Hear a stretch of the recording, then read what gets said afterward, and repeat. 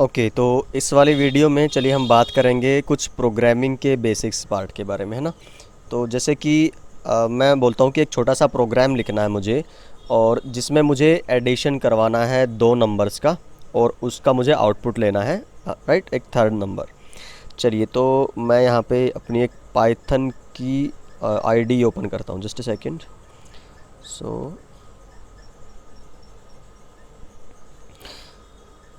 Wait a minute. चलिए, जैसे ये मेरे पास एक कमांड लाइन आई, मैंने लिख दिया ए प्लस बी, और एक रीज़न भी बताऊंगा कि क्यों पाइथन इतना पॉपुलर है नेटवर्क में ऑटोमेशन के लिए भी और बाकी सारे कई कामों के लिए भी, है ना। ए प्लस बी, है ना, इज इक्वल टू, एंटर करेंगे तो क्या कहता है कि अभी इनवैलिड सिंटैक्स, ये कुछ है नहीं, मीन्स दो नंबर जोड़ रहे हैं। लेकिन जब ये पाइथन है, ये मुझसे पूछती है कि ठीक है सर, आप ए प्लस बी जोड़ना चाहते हैं, ए आपने बता दिया, बी आपने बता दिया, ठीक है, और दोनों के बीच में बता दिया कि प्लस करवाना है, ठीक है, पर ए की वैल्यू क्या है और बी की वैल्यू क्या है, देखिए। तो ए तो कुछ भी हो सकता है, बी कुछ भी हो सकता है, तो मुझे क्या पता आप 5+7 करवाना चाहते हैं या फिर 103+7 9 करवाना चाहते हैं। इसीलिए ए को डिफ़ाइन करना पड़ता है। जैसे मैंने बोल दिया ए है आपका 79, ओके। फिर इसी तरह से डिफ़ाइन कर दिया बी है आपका 103, ओके। अभी अगर आप बोलेंगे इसको कि ठीक है पाइथन, मेरे को ए प्लस बी करके दो, ठीक है, अब ये आपको क्या करके दे देगा, 182। मेक सेंस कि जब तक आपके पास वैल्यूज़ नहीं रहेंगी, तो आपके पास इनपुट नहीं रहेंगी, तो आउटपुट आपको कहाँ से मिलेगी, ठीक। अब ये जो वैल्यूज़ दी जाती है प्रोग्राम को, ये वेरिएबल है, क्योंकि ये ए 79 की जगह 97 भी हो सकता था, ओनली 9 भी, ओनली 7 भी हो सकता था, बी कुछ भी हो सकता था, और एक से दो से ज़्यादा वैल्यू भी हो सकती है। जैसे मैं अगर सी डिफ़ाइन कर दूँ आपका 45, ओके, और फिर आप ए प्लस बी प्लस सी करवाना चाहें तो कितना आएगा। तो ये है सारे के सारे वेरिएबल्स ए बी और सी, ठीक है। तो सबसे पहले हम बात करते हैं डाटा की और वेरिएबल्स की ही। तो ठीक है, स्पेशली डाटा एंड वेरिएबल समझना हमारे लिए बहुत ज़रूरी है, और ये वाला जो अपकमिंग पार्ट है इसको समझने के लिए, क्योंकि मैं बहुत बार बहुत जगह पे डाटा एंड वेरिएबल यूज़ करने वाला हूँ, ये टर्म्स, है ना। चलिए, तो यस लिखा है यहाँ पे, क्यों। अच्छा, एक और चीज़, जैसे मैंने अभी पाइथन का एग्जांपल दिया ना आपको, ये इसमें आपको कोड डायरेक्ट एग्जीक्यूट करके दे देता है, उसमें आपको रन करने पड़ते हैं जो बाकी लैंग्वेजेस थी पहले, सी जैसे, तो उसमें तब जाके ये आउटपुट्स आती थी, है ना। तो हम कभी जब वीडियोज़ एज प्रोमिस्ड, मैंने बोला कि पाइथन के ऊपर हम स्पेशली अलग से वीडियो एक सीरीज़ रखेंगे, तो यस उसमें बिल्कुल डिटेल से कि कैसे इंस्टॉल करना है, कैसे बिल्कुल ग्राउंड स्क्रैच से आपको पाइथन स्टार्ट करना है, और फिर हम इसमें कोशिश करेंगे कि मास्टरी तक बढ़ पाए, है ना। तो यस, ओके, राइट। तो ये सब काम है जिसके लिए आपको करना रहता है। जैसे मुझे पाइथन से पता करना है कि भाई आप बताइए मुझे, ये ए बड़ा है या बी बड़ा है, ठीक है। अगर मैं थोड़ा करूँ ए ग्रेटर देन बी, ठीक है, तो क्या कुछ आएगा आपके लिए, फॉल्स, राइट, क्योंकि इसको पता है ए की वैल्यू कितनी थी 79, बी की वैल्यू कितनी थी 103। तो अब अगर आप ए ग्रेटर देन बी पूछेंगे पाइथन से, वो बोलेगा फॉल्स है, क्योंकि उसको पता है, क्योंकि ए तो स्मॉल है। तो ये इस तरह के ऑपरेशंस मैंने यहाँ पे थ्योरेटिकल लिखे हैं कि कंपैरिजन करना हो, उसके बेसिस पे कुछ डिसीजंस लेने हो। जैसे ये डिसीजन वाला पार्ट आपको बताऊंगा मैं, कि इसी को समझने के लिए ही हम ये data and variables programming basics समझने की कोशिश कर रहे हैं। चलिए जी, चलो अब क्या कहता है कि सिंपल शब्दों में अगर आप बात करें कि जो भी आप इनपुट दे रहे हैं किसी प्रोग्राम को, उसकी कोई वैल्यू होनी चाहिए, है ना। चलिए, अब वो वैल्यू आपकी अनसाइंड इंटीजर, जैसे कि जिसमें कोई साइन नहीं है प्लस माइनस का, तो बाय डिफ़ॉल्ट वो प्लस ही होता है।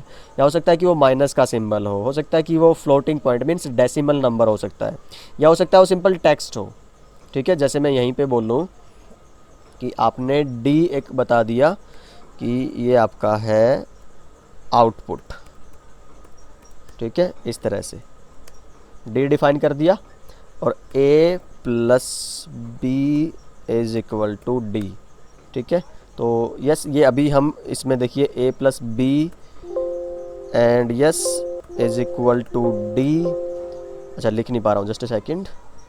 ए plus B is equal to आपका क्या था, डी। अब आपको बताना पड़ेगा ये, है ना, कि आपको इससे आउटपुट क्या चाहिए।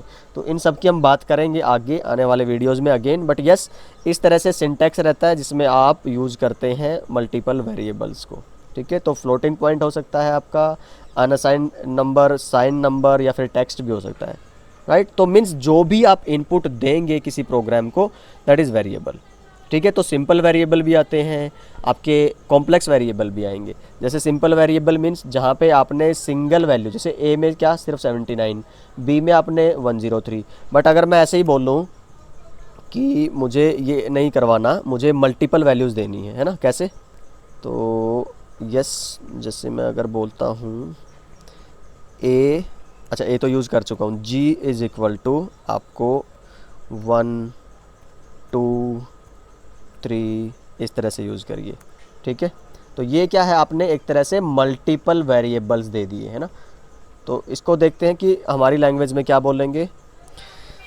चलिए जी, तो अच्छा इसका मैं थोड़ा सा अभी एग्जांपल, ये वाला जो पार्ट था इसको होल्ड करता हूँ ताकि इसको आगे बता पाऊँ मैं, है ना। अच्छा ठीक है, चलो अभी समझ लेते हैं। जैसे मैंने अभी बोला था सिंपल वेरिएबल की बात की थी, हाँ ठीक है, यहाँ पे हम कॉम्प्लेक्स वेरिएबल को समझना चाह रहे हैं। क्या कहता है कि मान लो एक एग्जांपल के तौर पे राउटर का जो इंटरफेस है उसकी कॉन्फ़िगरेशन सेटिंग आपने करनी है switch port mode dynamic auto. ठीक है, ये इसकी कॉन्फ़िगरेशन है। अब आपको इंश्योर करना है कि जो इंटरफेस है वो एक ट्रंक की तरह काम करे, एक्सेस की तरह ना करे। तो आपको और क्या डाटा चाहिए होगा इसके लिए, राइट। तो वो आपको मोर देन 1 एंट्रीज देनी रहती है। तो इस तरह की जो इनपुट्स देंगे आप, that is your complex variables. तो जितने भी लॉजिक्स आप यूज़ करेंगे प्रोग्रामिंग में, सबको वेरिएबल की ज़रूरत पड़ती है। अच्छा, सिंपल वेरिएबल की हम बात कर चुके हैं, अभी देखते हैं कॉम्प्लेक्स वेरिएबल किसको बोलते हैं। ठीक है, सो उसके लिए हम समझते हैं डाटा स्ट्रक्चर को। अभी हमने जनरली एक सिंगल वर्ड को पढ़ा है, that is variable. Variable means जो भी फॉर्म ऑफ इनपुट मिलेगी किसी प्रोग्राम को, दैट इज़ वेरिएबल। तो वो कोई नाम भी हो सकता है, कोई नंबर भी हो सकता है आपका। अच्छा, ऐसे बहुत सारे नाम या नंबर्स अब आपको एक साथ यूज़ करने हो तो वो कॉम्प्लेक्स वेरिएबल बनते हैं। और कॉम्प्लेक्स वेरिएबल का एग्जांपल आता है list variable and dictionary variable. ठीक, इन्हीं को कलेक्टिवली हम बोलते हैं डाटा स्ट्रक्चर। ठीक है, मीन्स डाटा स्ट्रक्चर की किस तरह का डाटा स्ट्रक्चर यूज़ करता है कोई प्रोग्राम, कोई प्रोग्रामिंग लैंग्वेज, किस तरह के लिस्ट को वो एक्सेप्ट करती है, और लिस्ट का फॉर्मेट क्या हो सकता है आपका, और ओके डिक्शनरी वेरिएबल्स कैसे हैं, आपको कैसे असाइन करने हैं, इम्प्लीमेंट करने हैं, राइट। तो उस टोटल वैल्यू स्ट्रक्चर को बोलते हैं डाटा स्ट्रक्चर। अच्छा, तो यहाँ पे देखो मैंने एग्जांपल लिया था कि जैसे आपको डिफ़ाइन करना है ना नेटवर्क ऑटोमेशन प्रोग्राम। तो मान लो आपके पास 100 राउटर्स हैं, आपके पास 500 स्विचेज़ हैं। अब आपको सारे के सारे बताना पड़ेगा कि मेरे पास R1 R2 R3 इस तरह से इतने नंबर ऑफ़ राउटर्स हैं। तो एक लिस्ट वो बनेगी, ठीक है, लिस्ट 1। फिर लिस्ट 2 बना दो कि पहले राउटर में मेरे पास जैसे ये वाले इंटरफेस है। फिर लिस्ट 3 बना दो कि दूसरे राउटर में मेरे पास ये वाले इंटरफेसेस है। फिर आप लिस्ट नेक्स्ट बना दो कि इन इंटरफेसेस पे ये वाली आईपी है। फिर नेक्स्ट लिस्ट बना दो इनमें ये स्टेटस है, ये शट है, नो शट है, या एयर डिसेबल है, वटएवर। तो इस तरह से नंबर ऑफ़ पैरामीटर्स इनपुट्स जब एक ही वैल्यू उसके अंदर डालने हैं आपको वेरिएबल के अंदर, तो उसको बोलते हैं आपका लिस्ट वेरिएबल। तो list variable is example of complex variable. तो यहाँ पे देखिए नॉर्मली हमने a इज इक्वल टू 5 लिखा था, तो वो सिंपल वेरिएबल, और यहाँ पे अभी a is equal to like कितने सारे नंबर आप डाल रहे हैं यहाँ पे, तो ये है कॉम्प्लेक्स वेरिएबल जिसका हमने नाम दिया है list variable, right. So yes, I think it make sense now. फिर एक और एग्जांपल आता है डिक्शनरी वेरिएबल का, कि जैसे डिक्शनरी याद करिए आप, नॉर्मल जो डिक्शनरी होती है आपके पास शब्दकोश जो है, उसमें मान लो मुझे कैट का मीनिंग पता करना है, तो कैट लिखा रहेगा, ठीक है, और फिर उसके आगे लिखा रहेगा उसका मीनिंग कि कैट क्या है, आपका जो एनिमल है ये करता है वो करता है, राइट, कि इस तरह का दिखता है और इस तरह से सब। इट मीन्स आपको पेयर मिलेगा, एक वर्ड और उसका मीनिंग। इस तरह से आपका जो प्रोग्रामिंग लैंग्वेजेस में इस तरह से की वैल्यू का पेयर मिलता है, ठीक है। अभी तक तो हमने क्या किया था, सिर्फ ये लिस्टिंग दी थी a इज इक्वल टू करके, और आगे फिर सिंगल वैल्यू या फिर मल्टीपल वैल्यू। पर यहाँ पे आप क्या दे रहे हैं, की और वैल्यू का पेयर असाइन करते हैं हमेशा। जैसे आपके राउटर पे इंटरफेस gig 0/0 था, हमने जो यहाँ पे लिखी थी उसकी हमने बोल दिया कि जो कॉन्फ़िग स्पीड है वो ऑटो पे रखी हुई है, ठीक है। फिर उसका जो डुप्लेक्स था वो ऑटो पे रखा हुआ है। IP उसकी क्या है, आपकी 1.1 है। तो ये हमने सिर्फ किसके बारे में लिखा है, गिग 0/0 के बारे में। ऐसे ही 0/1 के बारे में, 0/2 के बारे में। तो मैं आपको दोनों चीज़ें एक साथ बता रहा हूँ कि कैसे नॉर्मल जो प्रोग्रामिंग लैंग्वेज के सिंटैक्स है उनको आपको यूज़ करना है ऑटोमेशन के लिए, क्योंकि हमारा अल्टीमेट जो मोटिव है अभी फ़िलहाल वो प्रोग्रामिंग लैंग्वेज सीखना नहीं है, उसके थ्रू ऑटोमेशन सीखना है, राइट। तो इस तरह से आपको मल्टीपल एंट्रीज़ डालनी है, और ये एंट्रीज़ आप डालेंगे इस वाले ऐप पे, और इस ऐप से जाएगा इस NBI का यूज़ करके, REST API का यूज़ करके इस कंट्रोलर के पास। फिर ये कंट्रोलर जो आप यहाँ से ये वाली इनपुट पुश करोगे तो वो जाएंगी सारी डिवाइसेस के अंदर, राइट। तो ये R1 पे जब आपने बोल दिया कि यस इंटरफेस जो गिग 0/0 पे उस पर स्पीड कैसी कॉन्फ़िगर होनी चाहिए, ऑटो, तो ये खुद ब खुद इस वाले राउटर के उस इंटरफेस पे स्पीड को ऑटो कॉन्फ़िगर कर देगा, राइट। ओके, तो ये हुआ आपका लिस्ट के बारे में, डिक्शनरी वेरिएबल्स के बारे में। तो यस, ओके। अच्छा, अभी मैं थोड़ा सा आपको बता दूं कि ये हमने जो बेसिक पार्ट है अभी प्रोग्रामिंग का वो क्यों डिस्कस किया है ना, कि थोड़ा सा मैं आपको दिखाता हूँ। जैसे अभी हम 145 पेज पे ना, तो आई थिंक 185 पेज के अराउंड मुझे मिलेगा, यस। तो हम कुछ कॉन्फ़िगरेशन मैनेजमेंट टूल्स की, ऑटोमेशन की जब बात करेंगे तो वहाँ पे देखिए वो कैसे काम करेंगे। मैं थोड़ा सा वो दिखा देता हूँ आपको ना, ताकि आपको लगे कि हाँ हम जो पढ़ रहे हैं वो ज़रूरत की चीज़ है और सेंस बनती है कि नहीं बनती आपके लिए। अच्छा, मान लीजिए इस तरह से कुछ डिवाइसेस रहेंगे, और जो आपके मल्टीपल कुछ राउटर्स हैं, 8 या 10 या मान लो 100 भी हो सकते हैं, और किसी का नाम होस्ट नेम R1 है, कोई R2 है, कोई R3, ये मैंने अपने सेंस के लिए लिखा है, तो ये कुछ भी हो सकता है कॉर्पोरेट एंटरप्राइज में। ओके, फिर इंटरफेस गिग जो रहेगा 0/1, 0/2, 0/3, तो पहले पे कोई डिफरेंट नेटवर्क की IP, फिर कोई अलग इंटरफेस पे दूसरी IP, और फिर OSPF का प्रोसेस कौन सा है और इसको आपने किस एरिया में डालना है और उसकी राउटर ID क्या है। अब यहाँ से अगर आप देखेंगे तो कुछ पार्ट रहेगा आपका कांस्टेंट, कुछ पार्ट रहेगा कॉन्फ़िगरेशंस में वेरिएबल। तो आप क्या करते हैं, जो नेटवर्क के जो टूल हैं ऑटोमेशन वाले, वो यूज़ करेंगे दो तरह की आपकी फाइल्स। एक आती है टेम्पलेट फाइल, एक आती है वेरिएबल फाइल। टेम्पलेट फाइल वो है जो कॉन्फ़िगरेशन के अंदर आपका फिक्स्ड पार्ट है, ठीक है, और चेंजेबल पार्ट जो आपका कॉन्फ़िगरेशंस में है उसको बोलते हैं आपका वेरिएबल पार्ट, राइट। तो अगर मैंने जैसे A=5 लिखा था तो ये 5 की जगह 50 भी हो सकता था, 500 भी हो सकता था। ऐसे ही हम जब चेंजेबल पार्ट में वेरिएबल लिखते हैं तो वेरिएबल में मैं लिखता हूँ IP एड्रेस। तो R1 के लिए IP एड्रेस इंटरफेस गिग 0/0/1 पे रहेगा 10.1, और वही IP एड्रेस आपका R2 के लिए अलग इंटरफेस पे रहेगा 10.2।